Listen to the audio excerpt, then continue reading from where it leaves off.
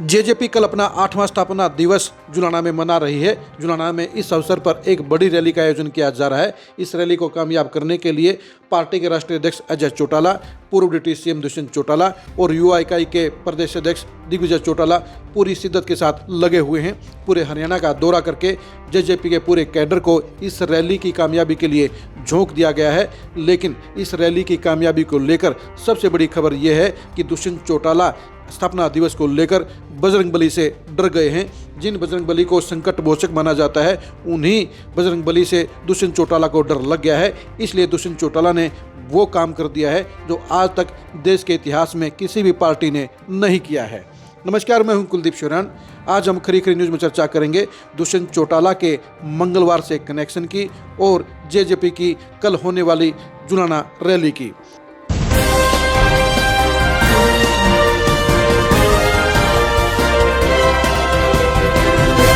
JJP का स्थापना दिवस 9 दिसंबर को होता है और कल जेजेपी अपना 8वां स्थापना दिवस मना रही है। सबसे मेन बात यह है कि स्थापना दिवस 9 दिसंबर को है, लेकिन जेजेपी उसे 7 दिसंबर को मना रही है। देश के इतिहास में आपको दूसरा एग्जाम्पल ऐसा नहीं मिलेगा जब किसी भी पार्टी ने अपना स्थापना दिवस तय तारीख के बजाय दूसरी तारीख को मनाने का काम किया। यानी पार्टी का जन्मदिन तो 9 दिसंबर को है, लेकिन दुष्यंत चौटाला उसे 7 दिसंबर को मनाने का काम कर रहे हैं।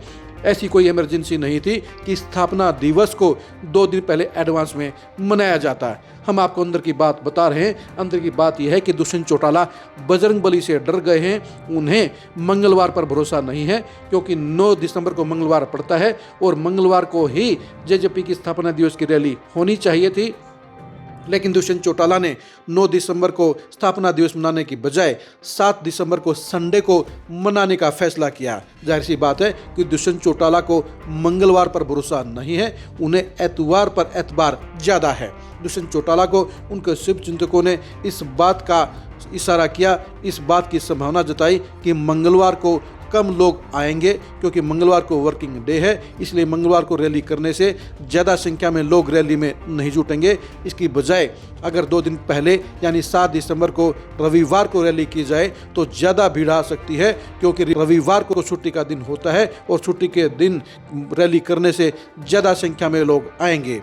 यानी दुष्यंत चौटाला को ना तो मंगलवार पर भरोसा है, ना पार्टी के नेताओं पर भरोसा है और ना ही अपने खुद के दमखम कर भरोसा है। अगर दुष्यंत चौटाला को खुद पर एतबार होता, खुद पर भरोसा होता, तो फिर स्थापना दिवस 9 दिसंबर को ही मनाया जाता, 9 दिसंबर को ही जुलाना में रैली होती। लेकिन दुष्यंत चौटाला ने ऐसा नहीं किया। दुष्यंत चौटाला को इस बात का डर था कि मंगलवार को यानी 9 दिसंबर को रैली करने से कम भीड़ आएगी, रैली फ्लॉप हो सकती है, और इसलिए 9 दिसंबर की बजाय 7 दिसंबर को रैली करने का फैसला लिया गया।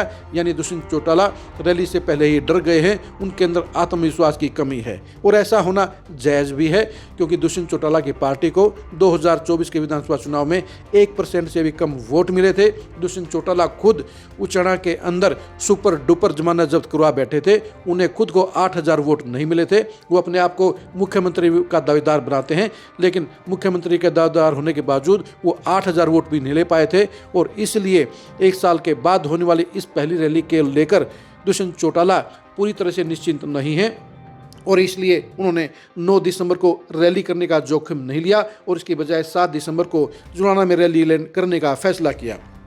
दुष्यंत चौटाला ने इस रैली की कामयाबी के लिए अपनी तरफ से भरसक प्रयास किए हैं, पूरे प्रदेश का दौरा भी किया है। अब देखने की बात यह रहेगी कि कल जुलाना में जेजेपी की ये रैली कामयाब होती है या फेल होती है। इस रैली का पास या फेल होना, कामयाब या फ्लॉप होना प्रदेश की पॉलिटिक्स से ज़्यादा जेजेपी और दुष्यंत चौटाला की पॉलिटिक्स पर इफेक्ट डालने का काम करेगा। अब देखने की बात ये रहेगी कल जुलाना में जेजेपी का हाउस फुल होता है या जेजेपी का फ्लॉप शो होता है। आप जेजेपी के इस रैली के बारे में क्या सोचते हैं, कमेंट करके जरूर बताइए। दुष्यंत चौटाला ने 9 दिसंबर की बजाय 7 दिसंबर को ये रैली क्यों की है, इसके बारे में आपको क्या कारण नजर आता है, इसके बारे में भी कमेंट करके मेरी राय जरूर दीजिए। आप दुष्यंत चौटाला की पॉलिटिक्स के भविष्य को जानने के लिए लगातार खरी खरी न्यूज़ के साथ बने रहिए। आप जेजेपी से जुड़ी हुई एक्सक्लूसिव खबरों की जानकारी हासिल करने के लिए भी लगातार खरी खरी न्यूज़ के साथ बने रहिए। आप हमारे फेसबुक पेज को फॉलो कीजिए, आप हमारे यूट्यूब चैनल को सब्सक्राइब कीजिए। नमस्कार।